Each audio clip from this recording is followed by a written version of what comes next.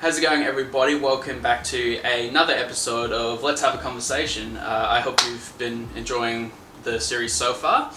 And today, my guest, you've already seen him on one of the episodes of the Creative Process. So I've got right next to me Corey, also known as GangstaGuru. How are you doing today, man?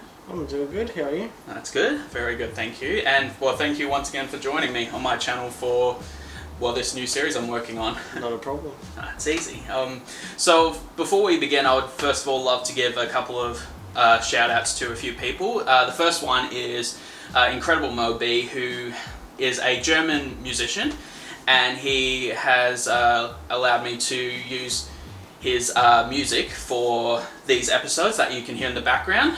If you want to check out his music, I'll leave links to all of his stuff, Spotify, all that sort of thing down below. And the second one, I'd love to give a shout out to JL, who recently changed his life drawing company from Abbotsford Life Drawing to Top Secret Life Drawing. And yeah, go give him a follow. Links will be down below as well. He's got some amazing things coming up, and yeah, it's going to be awesome. It's going to be a great year, don't you reckon? Yeah, definitely. Absolutely. It's on the way. Yeah, exactly. So if you haven't seen Corey's episode, I'll leave a link to that as well down below.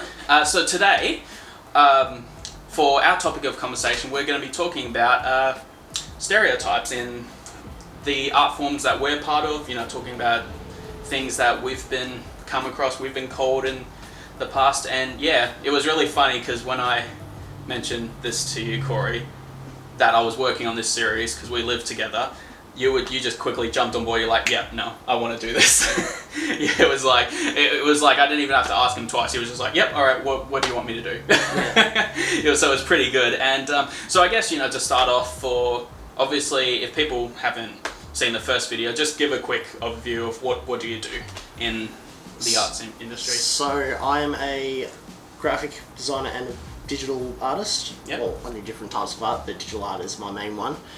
But the main type of characters that I draw are furry characters, and furry characters are usually anthropomorphic animals or creatures, which is obviously animals or creatures with human features, whether they've got arms and legs like people, or if they've just got normal animal anatomy, but they still walk about and talk like people.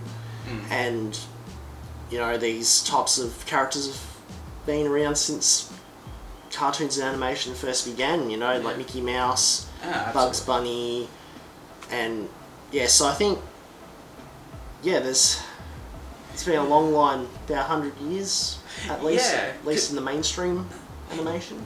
Yeah, because it's really interesting because when you actually think about it, and a lot of people don't realise, because sometimes when I've mentioned, my mates say furry and all that sort of thing, they're like, what is that exactly? And they're like, and I have to explain it to him and all that sort of thing. But it's really interesting because, as you said, it actually goes back quite a while ago. Like, as you said, Mickey Mouse was literally when Walt Disney started creating animation, and he's pretty much, you could classify him as a furry character. And then now we have like movies like Zootopia and all that. And I was going to say, and also even anime is now such a big part of furry culture as well, like bringing characters, like you got Beastars, Agretsuko, B&A, I forgot what that stood for, but that's another one that's coming out at the moment.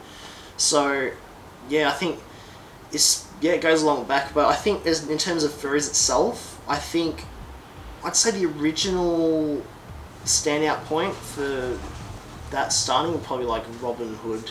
Oh, of course, like that. absolutely. Because I think the origins of furries are in like mid to late 70s, early 80s. I think it was 80s. Because I know there was a documentary that was released maybe a year ago. Yeah. Maybe halfway through last year. I'm not sure. It was last year, but I think they interviewed the people who were kind of like you could say one of the forefathers of the fandom. Like the people who decided to make something like that up. It was called something different back then. As well, but I believe that, and I don't remember that. I think it was maybe like Thundercats or something. That was another. I think I remember that one. It's something along those lines. But there was a few probably more mainstream things around the 70s and 80s that kind of led up to a fandom of that being created. And I think originally it was just a general thing of anthropomorphic animals. It wasn't so much a lot of them were making their own personas, like their own personas or avatars yet. I think they just kind of created these series like comics and arts and that, just of different characters which they thought kind of like in their own series, and then eventually turned into something even bigger. Yeah, it's so interesting when it just starts with one idea and then just blows up into such a big fandom that a lot of people, you know, love to be a part of, such as yourself. And it's it's absolutely incredible. Like, I think, as I said, I went to Convergence back in, 2014? 15, yeah, 15. And it was really interesting. Like, there were so many gifted artists out there, and like, and there's and there's more than just artists as well. There's like musicians and photographers. Like, there's some people who are known for their photography, and then some people who are scientists. Like, really, if you want to ask in terms of the person themselves what a furry is, or where they came from, I mean, they can come from anywhere. They're from any shapes and sizes and different jobs and like different so they're not all collectively put into one little category of what that person might be, which is kind of a stereotype that people might think they're just like big fat ugly people. That's some people, that's one stereotype I've heard of what they think furries are. Okay. So it's just they think that every furry must be just this smelly fat dude. Yeah, it's kind of sits behind a computer. Yeah, it's kind of like that in a way. Kind of the stereotypical nerd of someone that just sits behind a computer, doesn't leave their room, and all that sort of thing. It's kind of like the South Park episode when they're doing their Minecraft. Oh yeah, just that sort of just that big dude. I kind of think that's what they think is the definite person of what a furry might look like as a person. Oh gosh, and it's so what are the, I guess, on that topic of stereotypes, like what are some of the other stereotypes that you've had to you've heard or you've been thought of, and like all that sort of thing? What are some of the other ones? Well, I guess the main one which most people would first ask me is everything that furries do is sexual or is about sex, which no is the answer. Like, in terms of like art, I guess there's a lot of exposure for that type of thing, but when you go to actual like conventions, that you'll find that it's very non-sexualized. Yeah. You know, and there's events, there's like dancing events, there's artist sallies, there's there's different programs. They even have charity shows. They have the fursuits, which is kind of a subcategory of this this stereotype. But I'll get to that in a second. Yep. But people, because I think it kind of dated back to when they did like these the show like X-Files or... Oh, yes. And there's I think it was like 30 Rock might have been another one, is that they kind of really over-exaggerated it as a sexual fetish that furries must have. Always be, yeah. Yeah, and that kind of leads to the thing where a lot of people think that everyone that has a fursuit must have sex. Like all fursuiters, like they think have sex with each other, or as their terms are, yiffing. Yiffing, because you might see the comments even here and there telling furries to yiff in hell and whatnot. Okay, that's interesting. And the thing is, you'll find that there's a very little group of people, a very little number of people that do get into that kind of thing. You know, if that's what they want to do, then sure, we're not telling them off for that. You know, they paid for it. But I think from what most people can stand from, like I'm getting a fursuit myself, and I think for most people, at least in Australian dollars, it would cost at least $5,000 to get a full suit. Wow. And I think people don't really want to defile a $5,000+ suit like that. Yeah, like you think about it, it's like, you know, in a way of going, well, it's like if someone was to get like a $5,000 just normal fancy suit, it's like, would you want to damage it in any sort of way? Why people would take it off. Yeah. But without getting too graphic, like before they do anything intimate. Like, and I think if anyone's having sex at these conventions, I think most of them will do it not in suit. Yeah. But again, most people go there for non sexual things. You know, and do you like, in a way, like I'll ask you this, like, do you know where originally that stereotype came from originally? Do you know what could have been the origin of that? Well, I believe it was for like that X-Files. Just for that X-Files. Well, I don't think it was just that, but I think there was a few things I'd say in the mainstream media that may have led up to that. And I don't know if there would have been like music clips or something else. I'd have to look into that. But yeah, I don't know exactly when the pinpoint was, but I know it was around that time when people kind of first knew publicly of furries to a point. But their perception of it, because of those types of outlets of media and the exposures that they got, was the wrong type of exposure. Yeah. Because it was highlighting a whole different thing that the furry fandom wasn't.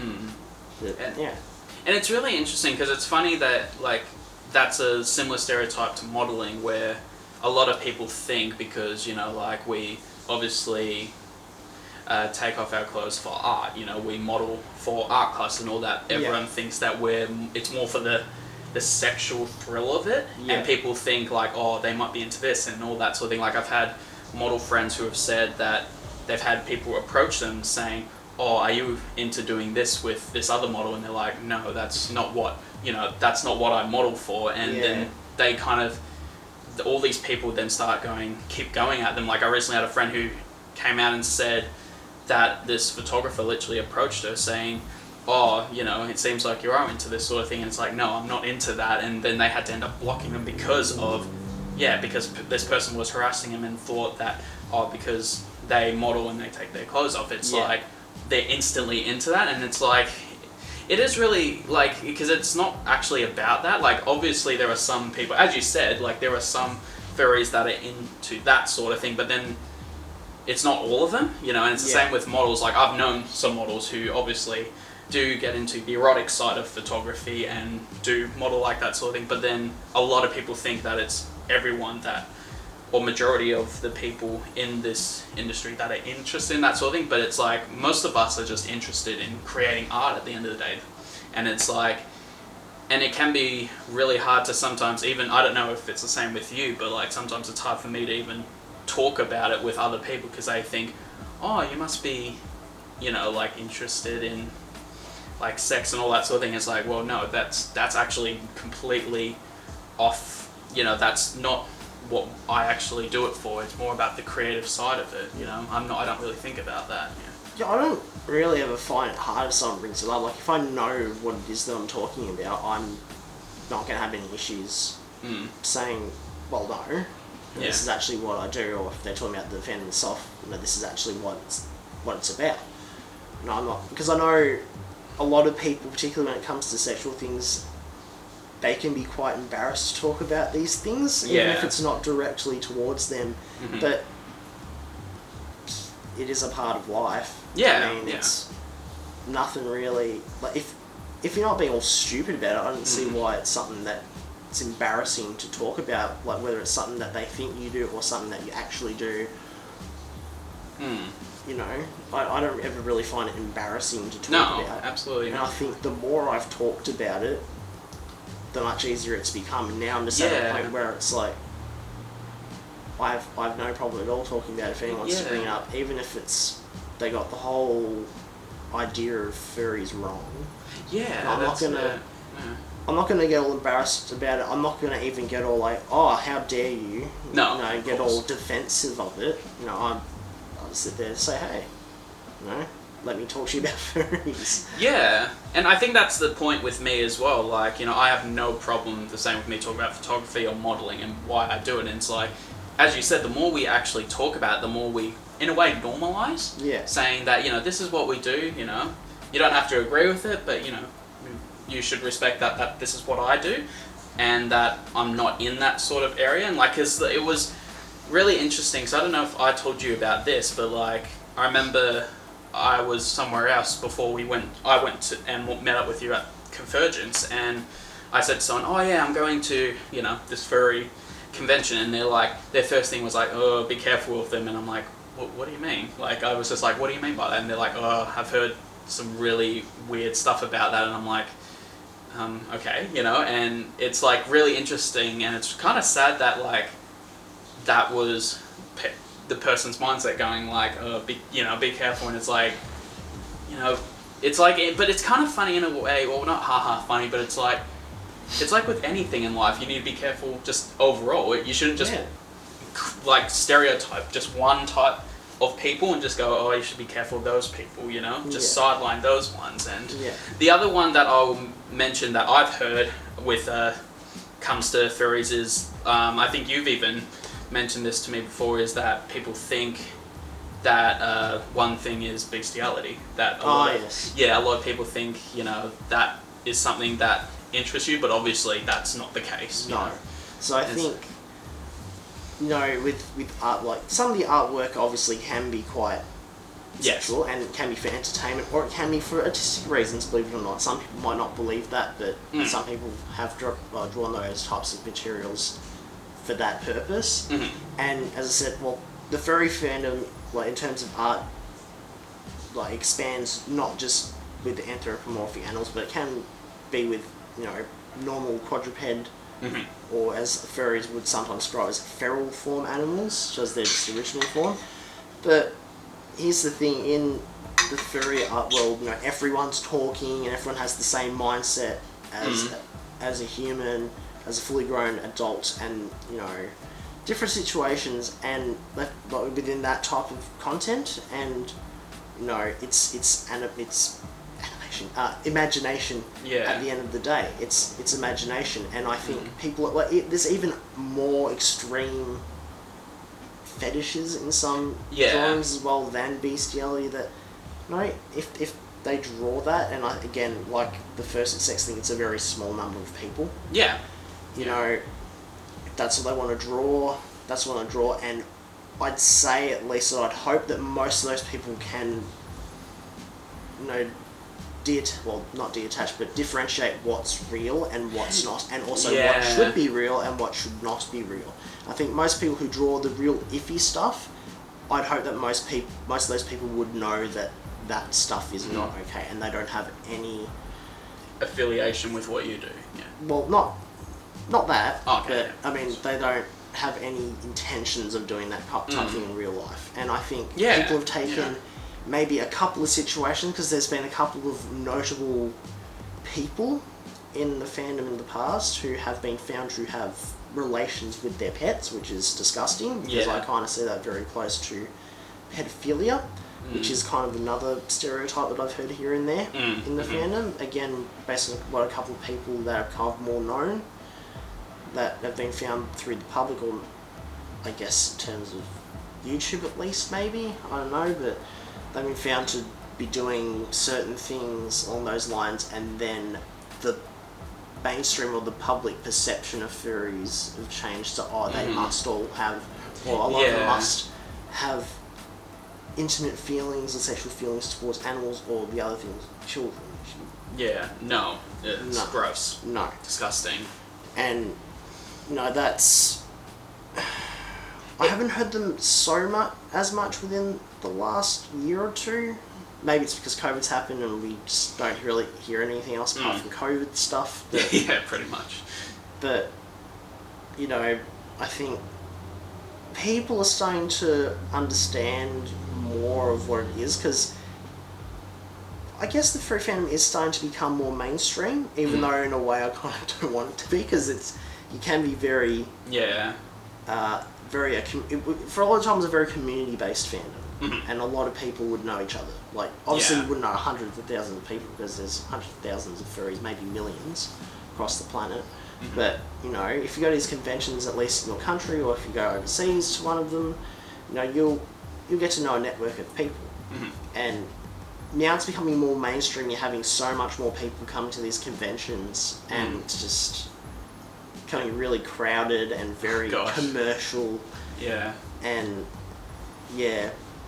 I think it's really interesting with what you mentioned before, saying, like, you know, when you have that small majority of people that end up changing the whole perspective, and they go, one bad apple. And it's like a one bad apple effect. Exactly, and you know, and unfortunately that's with me in photography, like a lot of people, like this is a perfect example of like people think that male photographers are perverts with cameras, because unfortunately in the community there has been some really bad people that have taken advantage of people who have sexually assaulted and assaulted people, which is disgusting because, you know, that's not what the community is about. But now, unfortunately, because that happens, we all get stereotyped, and people look at you weirdly and go like, oh, why are you doing that? You know, like I've had people kind of look at me when I said, oh yeah, I do this photography, and they kind of go like, oh, why do you do that? Is it like, you know, and they kind of have that sudden stop, and I just kind of feel weird to continue talking about that, because you just already know what someone's thinking in your head, going like, oh, why are they doing that? You know, it's like they're already judging you just by looking at you, and it's like, it can be very hard. And I think it comes back to, you know, with that, just unfortunately that small amount that just ruins it for everyone else. And you know, it's about trying to normalize, as you said before, that yes, there are some people out there, but the communities, as you said, are very tight. And especially in my community, if someone does misbehave and they take advantage of people, they are called out just like that. And then they will never be in this industry ever again. And I think if we keep doing that, then that makes it a better community. And the same with you in your community, is that if you keep calling out the bad apples, they will, you know, disappear, and then you can make a really great community, and where people can look at and be more free to like look into it and ask about it. Because I think it's really sad that sometimes we get to this point where we get very cautious of communities, because of that small majority, they kind of go, oh, you know, are you sure you want to explore that, you know, and all that sort of thing. And it's like, well, you know, it's all about, you know, being open as an art community, and, you know, being welcoming and all that sort of thing. Well, I guess it's that saying, don't throw it until you try it. Yeah, exactly. But I know there's probably different words to that it's not quite accurate, but it's pretty much that. And going back to the thing I was talking about before, with some people believing that there is like attraction to minors, like with everyone apparently being that way. But I think that there's another perception that the furry fandom is made of only young people and old people, which is not true. And I think there's been different studies in that. I don't know how long ago, but the most recent ones I think have said the median age of people attending at least conventions would be about mid-20s. Oh, okay. Whereas that's interesting. the median age for all active furries, I guess, would be like early 20s. Okay. Early to mid-20s, so it's... Yeah. That's interesting. Yeah. So it's got a bit of a different age difference, like in... That's not to say that the older people don't go. Yeah, no, because absolutely. there's definitely older people that go, and there's kids that go too, but obviously there's some conventions that don't allow. There's some conventions that have to be 18 plus. 18 or more.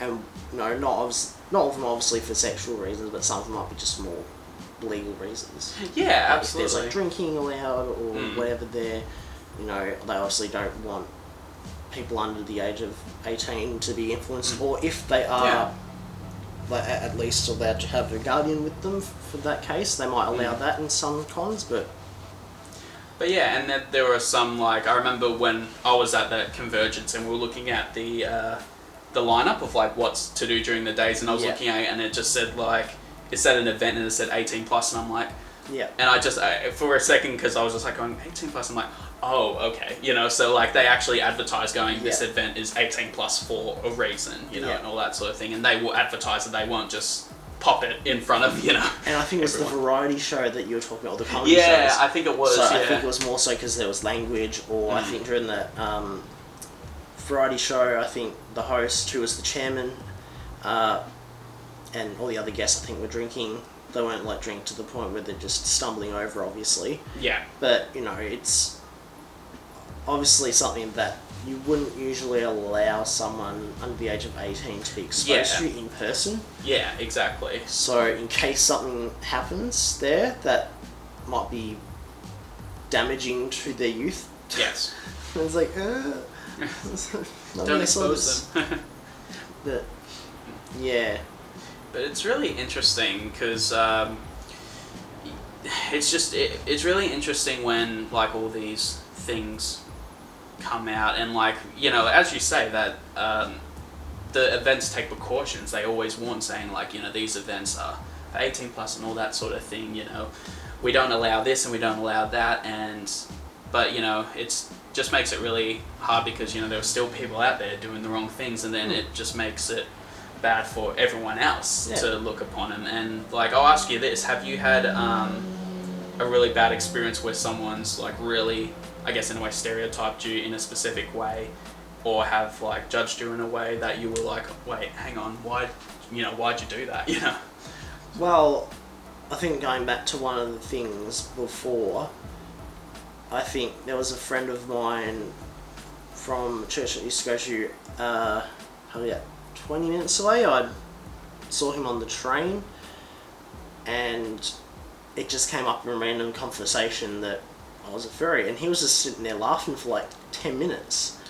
Okay. I was like, okay. Well, I'm still cool with this person, by the way, but yeah. And then he was just kind of had the old assumption that it's all about sex. And one other thing that I'll get to in a second, if that's okay, get more stereotype talk, is that all the people in the fandom must be gay, gay men or something along those lines. I've heard that quite a bit too. I was like, well, no.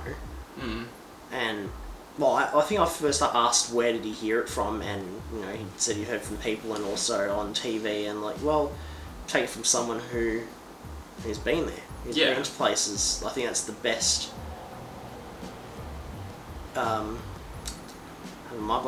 The best person to get information from is someone because you've experienced it. Yeah, someone who has actual experience from being there. There's another word I was looking for, but I can't think of it. It's all good. But yeah, I think, you know, you can be taken aback, but it's also how you respond to that, because if you act all defensive, then people might think that you have something to hide. Even if you don't, they might think you've got something to hide about it that's very iffy.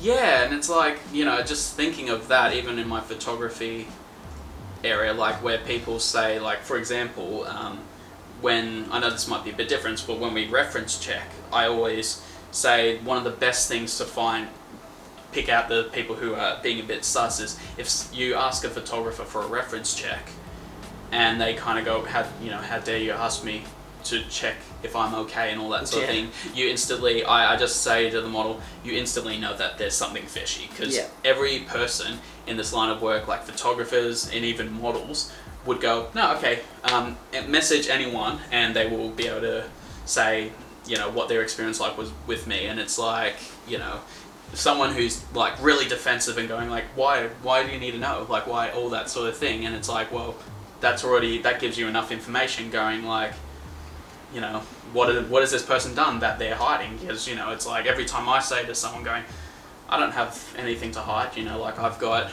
you know, you can ask any models that I've worked with and they will be able to say, you know, what their experience was like with me and all that sort of thing. You know, it's, and well, that kind of remind me of something that happened, and this is obviously not exactly anything to do with stereotyping, but someone messaged me if they wanted to do an art trade. This is like 4 or 5 years ago, I reckon, and usually, unless it's a very close friend of mine, I usually want to look for someone who's at least, or preferably either way, someone who's got an equal level of skill to what I have, because I don't want to be kind of disproportionate on what we're exchanging. I don't want to be giving someone something really nice for something that's like a pencil lead squiggly drawing, or even I don't want to give something of my level of drawing to someone who's like top tier higher level, then obviously, you know, one thought's like, oh, that'd be cool, I'm getting up from this person, but at the same time they're not getting something of the same quality. There was one person who asked me, oh,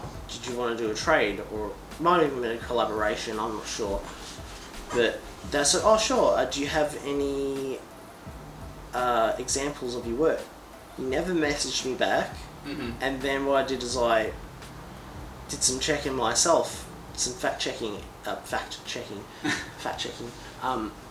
And I went and looked at this guy. He had maybe a couple of photos, and he had multiple sites he was on. He had profiles on different sites, and there was no artwork whatsoever. And then I quickly realised, hey, this person's actually trying to scam you. Yeah. Scam a freebie from me. So, yeah, and there was one other situation, and I guess this is kind of a stereotype within the fandom that people have, is that some people who obviously aren't very experienced with getting art from commissioning artists, is that they won't accept free request drawings.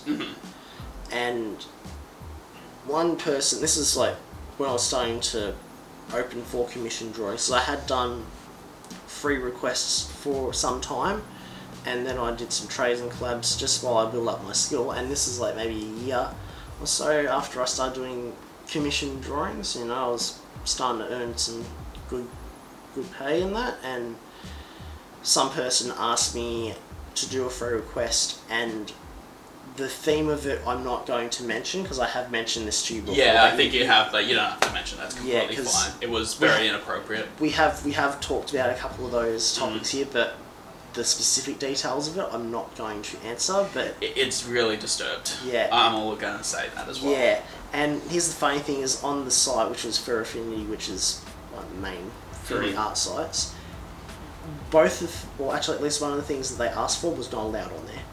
Oh, and the funny thing is, he didn't even message me. He put it on the shouts, like the status things up at the front.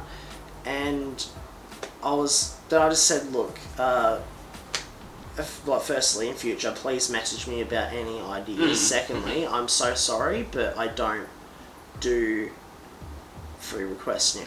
I'm a commissioning artist, and I didn't really want to bring up anything of what he said, not because I'm embarrassed of it. Well, I guess the only thing embarrassing of it is he posted it publicly on my profile. Yeah. But I didn't want to open up a whole new kettle of fish. But Absolutely. He decided to take that up for himself, and he just wrote, "Okay, I'll unfollow you then." I'm like, okay, insta-block. Yeah. So I just don't deal with people. I don't tend to go into argument mode. Yeah. Which, yeah, I just... And it's funny because, you know, talking on that topic of, like, you know, people thinking that they'll get a freebie out of you and all that sort of thing, I think that's another thing with a stereotype of artists. Like, because I've had so many conversations with other artists, and they've had so many conversations where they've said that someone's going like, "Oh, can I possibly have this artwork?" And they're like, "Okay, sure, it's this price," and then they go, "Oh," they get turned off from it straight away, and it's like, well, you know, and that's one of the stereotypes. People think that what people do in the art world is so easy, and it's like, every time I say, you know, I always hear that, I'm kind of like, how about, you know, you pick up a pencil, pick up a pad, a camera, and you try and see how easy it is, because it actually is not easy. And this, so, yeah. I was saying, there's some people in your case who believe that they're great at photography or modelling just by some effects on Instagram or Snapchat. Yes. So you have your Instagram models, as you call it? Yes, Instagram models. Even I find that stupid. I'm just thinking it's not even probably that great. You know, obviously the effects and the things you do on Instagram are cool. Now, I've even done that myself, but I've also learnt properly how to take photos. Obviously not as well as you have, but I've obviously learnt at some point how to take cameras, fiddle around with the different settings on it, put it on Photoshop, do some effects, proper editing effects on it. And so I even know that it takes a lot more than just taking the picture itself. And people just think, oh, that's easy. That's not. It's not. Like, it really is. And I think for, you know, when I started the Creators Process series, like, one of the things that I wanted to try and achieve in this series, as well as getting people's artwork out there, is to also show people, you know, I love for people who aren't in the art community to see these videos and see, oh, actually, this doesn't seem that easy, you know, like, this actually looks really hard. Because, you know, that's one of the things that I always, in a way, feel disheartened, because, you know, like, I've talked to artists, and the amount of times where people have tried to not purchase their work or not even give money for it, and they expect to get it for free, is really sad, because it is, like, for me, I could never pick up a paintbrush and do what all these other artists can do, you know, like I couldn't do what you do. Like if you put me in front of a computer, I probably would be sitting there for an hour and I still would have not drawn anything, you know? And it's like I've had times where, for example, I had a photographer friend and she, you know, I wanted to purchase one of her works because it was absolutely fantastic. As you know, it's up in my room right now. Yeah. And I said to her, you know, oh, how much? And she gave me one price and I'm like, no. I'm like, I'm not paying that. I want to give you this amount. And she's like, no, don't give me that much. I'm like, no, because I want to give you this amount of money because the amount of time you put into it, the amount of effort, like this person would do like 5 hours of editing, you know, and a lot of time of photographing, and it's like, you deserve to be paid for the actual artwork itself. And, you know, I don't think people get that. Yeah. That it's a lot of hours, a lot of prep. It's, you know, and it's really hard sometimes to explain to people that it's not easy. It's like, it's not easy to do what we do. Yeah, and I don't know if it's just a purely thing that I find in the furry fandom in terms of just artists, but I'm guessing it's probably maybe just generally most artists, but it's kind of a bit of an epidemic that a lot of artists underprice and underappreciate their skills, and I've even been guilty of that. Like some people even now are saying you should lift your prices up more, but you know, I think obviously, you know, you'd like to believe them, but at the same time you don't know if it's right. And there's a lot of people in the fandom as well, and this is a part of that stereotype within the fan I was telling before. It's either they want something free or everything should be really cheap. Yeah. And a lot of people seem to go off at artists just for raising the prices. Yeah. And when you look at like non-furry artists, like in just the normal mainstream of, you know, visual arts, even the most expensive artists in the furry fandom are cheap compared to what a lot of artists outside the fandom actually charge. And, you know, they actually should look at that and say, we're actually lucky to be in this fandom because you get good cheap art, no matter who it's from, whether they're charging you like $50 or $100 or $1,000. There's a lot of artists outside that will charge you like $5,000-$10,000 at least just for one picture, even if it's digital. Yeah. And it's really interesting because then you look at like an artwork from 20-50 years ago by one of the biggest artists, and they sell their artwork. Well, some of their artworks are worth like millions right now, and it's like, well, you know, it's really interesting. And it's like, I think you're definitely right with saying that, you know, some people, it might be guilty of undercharging and all that sort of thing, because a lot of people, I think the problem is peer pressure, and as well as people thinking they're not worth that much, and you know, and that's really sad because of, I think it's because of those people on the outside going, oh, you know, why is it so much, you know, maybe that's why you haven't sold artwork, and then it gets into their head, and you're just kind of, and then you feel like you're just not worth it, and I thought that's really sad. Like it's funny because I think it's like, if you're talking about outside the fandom, is that what you're talking about? I find people outside the fandom are probably the people telling me the most that why the hell are you only charging this much for so much. It's like I showed some of my artwork to when I was doing my diploma in graphic design. I shown one of my teachers, who was also the coordinator, and she said, how much do you usually charge for this? I was just trying to work out in my head, and I'd say about $150, and she's like, no, you should be charging like $500,000 for that kind of thing. And I'm like, you're very generous. Yeah, very generous, but I think it was just a little bit difficult to explain, but I think I got it to her that it's a little different within the furry fandom, because I think it's just generally cheaper to get stuff there, and I think that's a big part that's kind of hard to explain to someone on the outside. Yeah, no, that's it. So I find it's more so the people on the inside who are less experienced with commissioning artists, or just general cheapskates, who just think that everything should be cheap and under $100. Exactly, and I think, as I said, it goes back to, you know, people just realizing that, you know, when you're paying that price, you're paying for, I guess, in a way, like the artist's time, the materials that they have, and just the quality of work, because, you know, like, it's, you know, it all adds up to that, and, you know, that's why people, you know, price it at that much, because, you know, like, and as you know, like, as an artist, you take a lot of time to create your artwork, and you take a lot of days. Like, I remember, geez, when it was, I think it was last year, like, when we were in lockdown, and you were working on that one big print, which had, like, what did you say, like 40 plus characters, and how long did that take you? That was like... Did you say during lockdown? Or was it during lockdown? No, this was like 2-3 years ago. Yeah, so that time goes really quickly. I think it was 29 characters, so it was a friend of mine, he's in Australia, he wanted a piece with all of his and all of my characters at that time, because obviously I think we've both added some characters to the frame, and honestly I should probably get rid of a few of my characters because I've got too many. Because I don't even use half of them.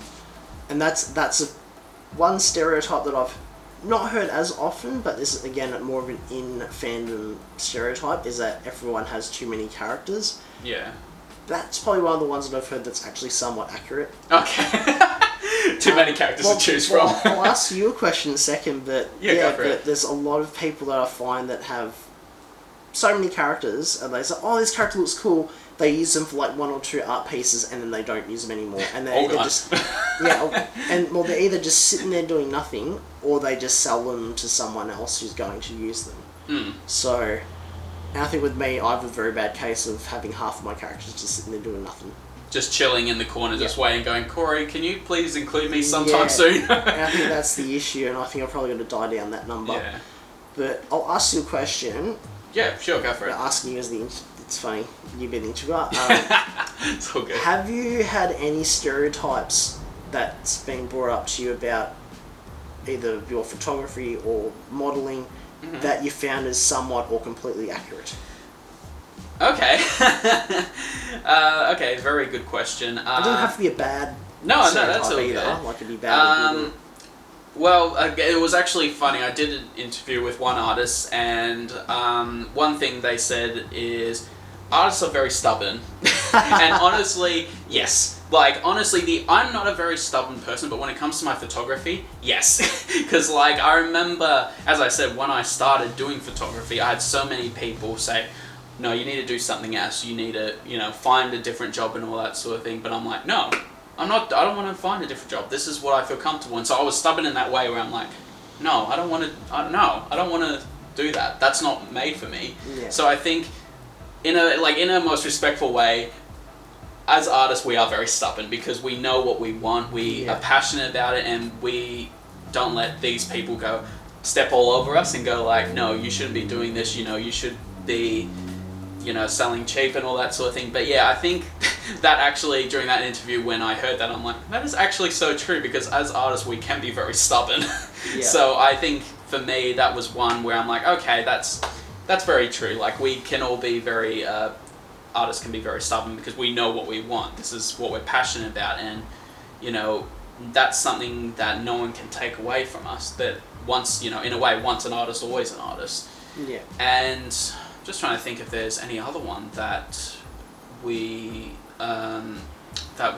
like, I think for me right now, that, like, if I think of another one, I'll let you know, but I think that's the one that really stood out for me, is that we can be very stubborn. And I'm like, obviously in a good way, because obviously there's sometimes being too stubborn where it just gets to a point where you just want to tell the person to shut up, you know. Yeah. But like, I think it's like stubborn in a way where, in a good way of going like, you know, this is what we're passionate about, you know, we don't want to do, you know, we don't want to do anything else. And I think most people are like that. But then obviously, as you know, you meet some very stubborn people who you just want to go, oh my gosh, can you just put a sock in your mouth?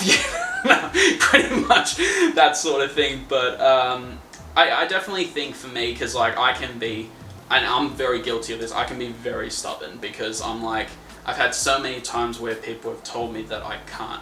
As you know, I've always come to you to talk about this, and I've heard so many people say that I should not be doing this, I should be doing something else, I should just put it aside, and I'm like, and then when I try to, I just can't do it, you know? Yeah. It's something that I'm always thinking about. I'm always thinking about concepts. I'm always thinking about what's my next photo shoot, and it's like, well, yeah, it's something that's always ingrained in me since I've been very young. I've always been an artist at heart, and so I think I've just been very passionate about it, and I think that's where that comes from, is because as artists, when interviewing a lot of people, they always say the one thing that they realize is that once they move away from it, obviously they always come back to it. Like, people spend 2 years away and then they're like, no, actually, no, I want to come back to it, you know? Yeah. I miss it, you know? I spent a year away from photography, and oh my gosh, that was honestly one of the hardest years that I went through, because obviously I had a lot of personal issues, but then I had nothing to use as an outlet. Yeah. And for me, photography is creating these beautiful images. Like, I think I said it to you, creating something, using my negative feelings to create something positive that people can look at, and creating something beautiful out of it. And I think for me, that's why, you know, I'm always coming back to photography, because for me it's helped me out so much. And I think I even said in a post recently where I was like, if it wasn't for art, I probably wouldn't be here, you know? Yeah. Because it's just such a big outlet. And I think in a way, that's why, I think for me, why artists can be very stubborn, because it's something that is just very personal and is very close to them. So in a funny way, yes, like, it's funny because we can be very stubborn as fuck. And then other ways it's like, well, there's a reason, because it's something, you know, when you're very passionate about something, you hold on to it, you know, hold on to that passion. Yeah. And yeah. But I guess if that answers, you know, that's answer the question. But like, I'll ask you this, what is one that you think that is, you kind of go like, when you hear it, you're like, yeah, okay, you got me there. Yeah, so the one that I've heard, it's not so much directly as an artist, but just as the fandom as a whole, is that the majority of people in the fandom are males. Okay. Which is pretty accurate, because you don't see a lot of women at furry conventions. Okay. Like, because you'd think that people, like when you seeing all these people in like these cute fur suits, and they're acting all frilly, you think to yourself, a lot of these people have probably got that act all like ooh and prissy and all that, and they think they're girly, but no, you actually find that but a lot of people I've heard on the outside, they said there's actually a lot of men or they think it's just all men. It's not all men, but the majority is definitely men. I'd say about 75%, I reckon, of the fandom are males, but it's not. So in a way, it is somewhat correct, but it's not totally correct, because there's some people who do believe that it's entirely of men. And one of the stereotypes I did say before, which is wrong, is that they think it's all LGBT people, so no straight people, which is not true at all. I think there was this bunch of people who did these different studies, and I think these different studies have ranged from the last 10 years, so some of them might have been like from 5 years ago, but they're the most accurate at that point. But I think the highest percentage in terms of what they viewed their sexual orientation was heterosexual. And the next one was gay, and I think the next one was hetero-flexible or like bi-curious or something like that, and then it was bisexual. But yeah, heterosexual was the biggest percentage of people. So, which is funny when you hear that people think it's all full of gay guys and all that. It is really interesting, and it's like, I think for majority of our communities, I think one of the best things is that we are in a community which is accepting of everyone, and it's made up of a lot of different people. And I think that's why the furry fandom get a particular big assumption that we're all gay, because we're that open about it. And I guess again, some of these mainstream exposures have been like gay art or something like that. Yeah. And they've just exposed it for whatever reason. Everyone just kind of think that's like everything's gay in the furry fandom. It's like, no, it's like a majority of different things. Yeah. It's not just the one area, it's more, you know, it's a mixture. Yeah. And I think, like it is really interesting when you hear like that sort of thing going, oh, it's made up of only 1% of things, but it's like, no, actually it's made up of a lot of percentage. Like for me, like I've met a lot of different artists with different sexual orientation, different genders, different nationalities. It's made up of everyone, you know what I mean? It's not just one thing. Like I think it's I guess it's a bad stereotype to go like, you know, oh, it's just made up of one. It's like, actually, no, if you take a look, if you come to, like, for example, with me, if you come to an art class, you see that there's a lot of different variety of people. And it's probably the same with when you go to a convention. It's made up of a lot of different people, you know, and you meet a lot of different people with different stories, different backgrounds, and even different occupations. Like, the one thing that a lot of people don't realize, and this is another thing with models, is that a lot of people don't realize that we all have, you know, obviously day jobs. Like some of them work full time, but other ones obviously they can't pay the bills with what they do. And some people have different occupations. Like I've had people who are teachers, lawyers, have worked for the government and all that sort of thing. And it's like a lot of different variety of jobs. And it's really interesting because like we all have come from different backgrounds, and it's not just, you know, from the one area, but we all come together for just this one community, which is amazing. And I think it creates such amazing diversity, and I think that's really awesome. But, you know, like, I guess, so as a final question, I think for this podcast and all of that, what do you think, like, I guess, you know, for people watching, what is one way we can, you know, obviously, I think there's always going to be these stereotypes that are out there, you know, it's going to be hard to knock them down, but I guess for people who are watching, what is kind of one way we can try and, you know, at least show people that, you know, it's not like, this is not what everyone says it's out to be. Like, for example, trying to get rid of those complete stereotypical things that people, that it affects the community negatively, you know what I mean? Well, there's different ways, you know, you could show them like different things like artwork, or show them videos of what happens at cons, or if you really want to be crazy like what I did with you, I took you with me to a convention. Yeah. And you got first hand of what happens there. So it's different ways. Yeah. Or if you want to go, or if you don't know a person yourself, like just asking the general public out there, if you don't know anyone yet, just go ask someone that you can find that's actually a part of that fandom, and, or whatever community they're from. That doesn't have to be just furry fandom. It could be anything that you're not sure about. Just kind of ask someone about it, just to get a second opinion on it. Yeah, I think it's just sorry. Oh yeah, just to get a second opinion on it. And I think it's just to, in a way, educate people, going like, yes, there are unfortunately people out there that obviously are inappropriate, that unfortunately give the fandom or the community a bad name. Yeah. But, you know, it's not like, it's not everyone in this community, and it's like, in a way, as you said, if someone asks, oh, do you know much about this? And they're like, oh, no, what is that? It's like, when you start opening conversations like that, as you said, you kind of normalize it to show that, you know, this is the community we're part of, you know. You might not, like, want to be part of it, but, you know, you just respect it, you know. You respect that, that this is what some people do and all that sort of thing. Obviously not the negative side of it, like, as you said, and as we both said, we don't agree with what any of these other people do, because it's, you know, disgraceful and it's disgusting, like what some people have done. But, you know, just showing people that we're not all like that. Yeah. And as soon as, in a way, we break that stereotypes, we can actually create a very accepting and welcoming community that, you know, everyone can understand in a way. Yeah.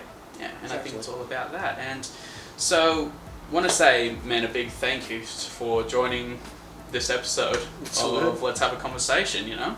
Yeah. It's always good to have you on this YouTube channel. It was really great to talk to you the last time, and I think I'm really glad that you want to be involved with this episode. Yeah.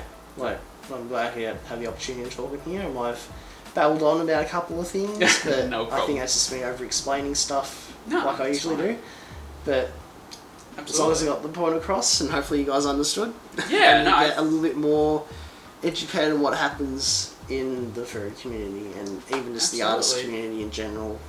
Absolutely, and I think no, you well explained yourself, man, and you had a lot to say, and I think that's the main thing. As I said, this whole series, Let's Have a Conversation, is about having a conversation, respecting people's views on what they see, and opening up the conversation so we can talk about it more. Yeah. And I definitely think we've done that here today, so thank you for that. No worries. And so everyone watching, thank you for tuning into another episode of Let's Have a Conversation. Thank you so much for watching, and yeah, stay tuned to the next episode.